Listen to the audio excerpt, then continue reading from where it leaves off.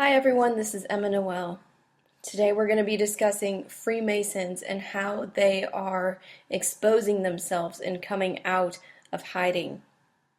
This is a pretty big deal because we know that the externalization of the hierarchy of the Illuminati is a big deal for them. When they begin coming out of hiding and recruiting members, this is something we need to pay attention to. So Freemason membership records spanning 190 years go online November 23rd. Records of 2 million members of the secretive Freemasons have been published online, showing that its members during Britain's imperial heyday included Winston Churchill, Oscar Wilde, and Rudyard Kipling. Membership records from 1733 to 1923, mainly in Britain and the British Empire, have been digitized and published on the family history website Ancestry, the company said Monday. The records demonstrate the extensive involvement which Freemasons have had in the British society, Diane Clements, director of the Freemason Library and Museum, said in a statement. The records show details including Freemasons' names, professions, residence, and when they joined the society, which grew out of the guilds in Britain in the Middle Ages and became a club for men involving ritual and symbols. The records, which were taken from originals kept at the London headquarters of the United Grand Lodge in England, show that common professions for Freemasons included engineers, merchants, clerks, and farmers. Their release follows a series of initiatives by the Freemasons to be open about their organization, which has over 200,000 members in England today, and dispel conspiracy theories surrounding it.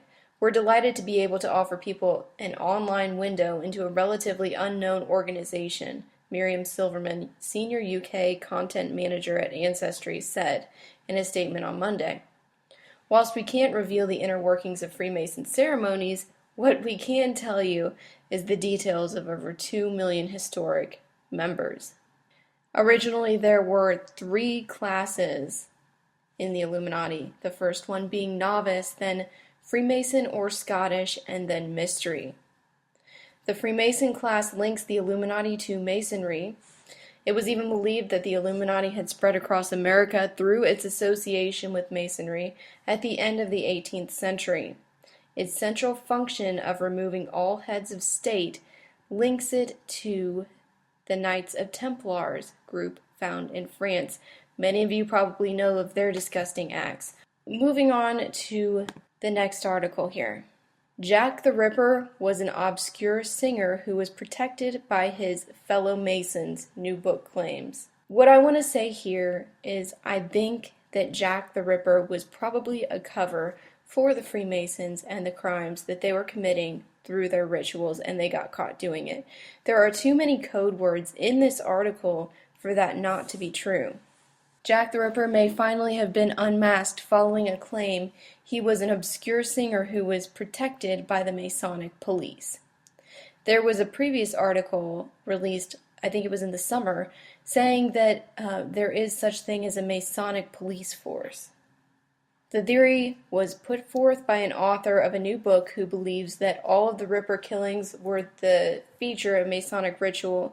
The notorious Whitechapel murderer was a man called Michael Maybrick. Let's just look at that name. The initials, MM, Master Mason.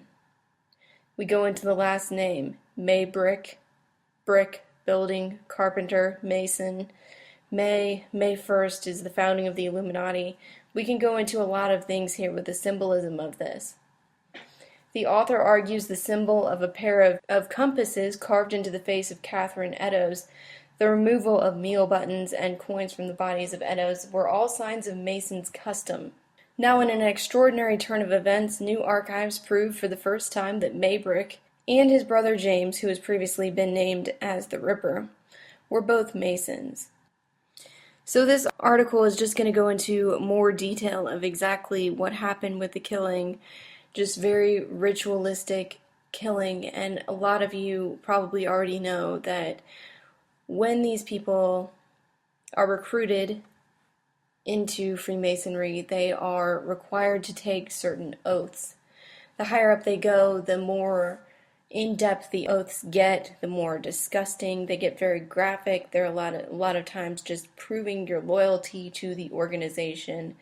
And a lot of them are just death threats. They have to make blood oaths to stay in this organization once they get to a certain level. But let's go into the final article here. Was sinking of the Titanic inquiry covered up by Freemasons? The inquiry into the sinking Titanic may have been influenced by a secret society of Freemasons, evidence suggests. An archive naming 2 million Freemasons has been made public for the first time and includes members of the Titanic inquiry. The controversial investigation into the disaster was labeled a whitewash, as only 3 first-class passengers were interviewed and most of these involved were exonerated. The list, made public on genealogy site Ancestry, reveals that not only the judge who oversaw the British Wreck Commissioner's inquiry into the catastrophe, leading investigators, and some of those who escaped the censure were all Freemasons. It has been claimed that the archive could show interference in the inquiry to protect Masonic members. A USA inquiry blasted the Titanic's owner, the White Star Company, and Britain Board of Trade for not having enough lifeboats fitted onto the ship. But the British inquiry, led by Lord Mersey, John Charles Bingham, who himself was a Freemason, failed to blame the Board of Trade. The president of the Board of Trade, Sidney Buxton, was also a Freemason. The archive also lists 2 other members of Mersey's inquiry, naval architect Professor John Harvard Biles and engineer Edward Chaston. Lord Peary, who owned the Belfast shipyards where the Titanic was built, was a director at White Star's parent company, may also have been a member, but this is less certain.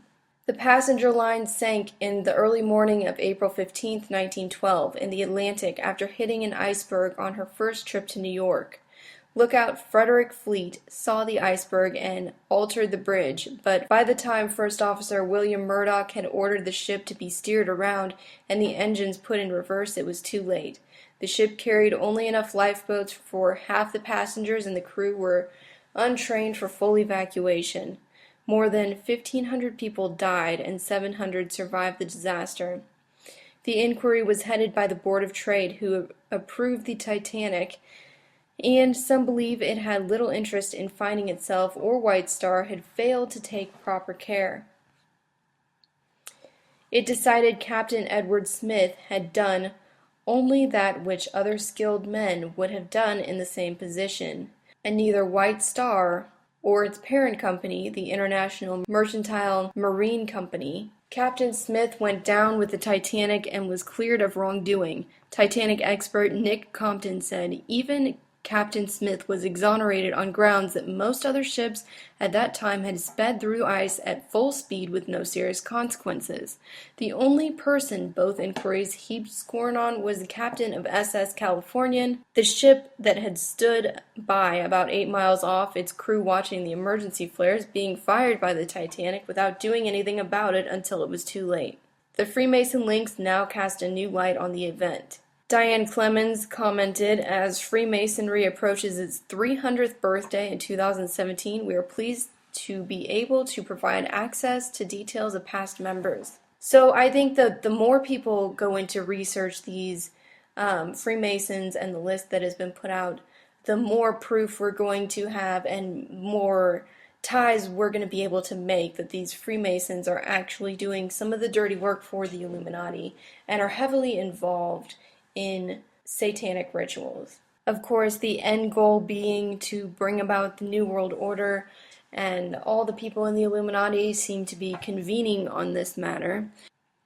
So they have just further incorporated the Freemasons into society, furthering the teachings of the Illuminati and saying that the Illuminati doesn't exist, when really it's like an overarching term of all the different secret societies who have pretty much the same belief systems.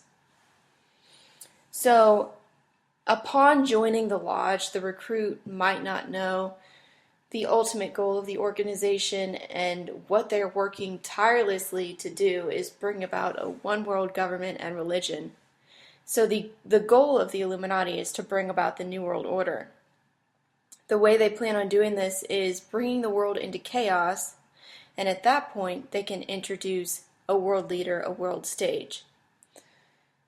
So many of these members, they'll have the public persona of being devout Christians, all while participating in these demonic rituals in the dark, secret places only known by these members or the higher up people in the lodge. So the higher they go in the degrees, the more secrets or mysteries they learn and know about, and then these levels of brainwashing and false statements that they call secrets actually go against the Word of God, and ultimately they come to find out that what they have been doing is worshiping Lucifer, to which many names are given to Satan, Lucifer. And the more knowledge they are fed, the more oaths they are forced to take and to stay loyal to this society. So there you have it. Freemasons are coming even more out in the public to normalize what's going on behind closed doors. Eventually, they'll probably even come out with some of their satanic rituals that they practice. We will see. Thanks for watching. This is Emma Noel signing off.